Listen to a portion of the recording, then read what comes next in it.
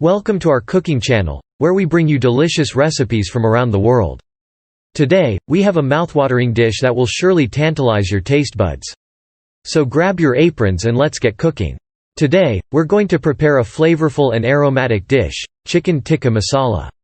It's a popular Indian dish that combines tender chicken pieces with a rich and creamy tomato-based sauce.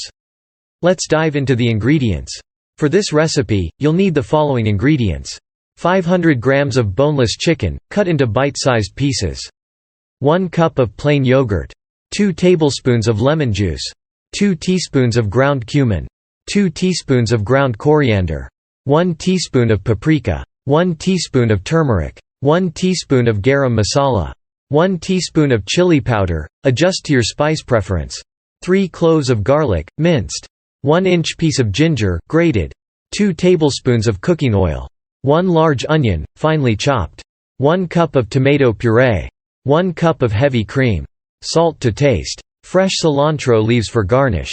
Now, let's move on to the cooking process. Step 1. In a bowl, combine the yogurt, lemon juice, minced garlic, grated ginger, ground cumin, ground coriander, paprika, turmeric, garam masala, chili powder, and salt. Mix everything well. Heat the cooking oil in a pan over medium heat. 2. Add the finely chopped onions and sauté until they turn golden brown. Step 3. Add the tomato puree to the pan and cook for a few minutes until the raw flavor diminishes. Step 4. Add the marinated chicken pieces to the pan and cook until they are fully cooked and tender. Step 5. Pour in the heavy cream and stir well to combine. Let the sauce simmer for a few minutes to thicken. Step 6. Taste the sauce and adjust the seasoning if needed. Once done, turn off the heat and let the flavors meld together. And there you have it, our delicious chicken tikka masala is ready to be enjoyed.